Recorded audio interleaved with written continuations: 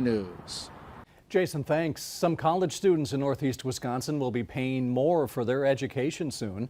That's because tuition at UW Green Bay's campuses in Marinette, Manitowoc, and Sheboygan is set to increase. New at 4, Emily Riley explains the effect of the one university push at UW Green Bay.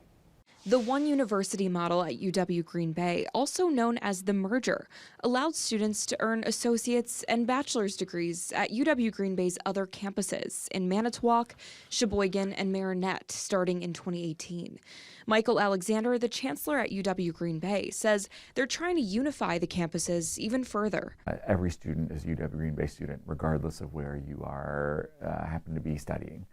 Right? If your home location is in Sheboygan or Manitowoc or Marinette or Green Bay, you're getting the same great education. With increased programs and students also comes a spike in expenses. In March, a tuition increase was approved for in-state undergrad students for the first time in a decade. Students attending UW Green Bay's 3 other locations will see a tuition increase to match Green Bay's campus.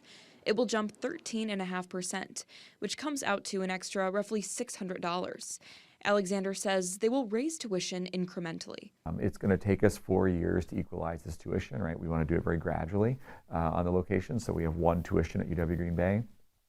And generally, we want to, if we have to increase tuition, we want to do it in a responsible way. In order to raise it responsibly, he says they need to hear from those they're serving. Listening to students and saying, hey, point blank, we need this done. Some UW Green Bay students, like Celeste Jones, say they understand why prices are going up, but would like to see the funds put to good use. Longer hours on places in campus for food options specifically, and then also more events, at least on weekends and at night as well, but also feel like they belong in the GB community in general. Alexander says they're also working to expand financial aid options to help cover costs for students facing the increased tuition bills.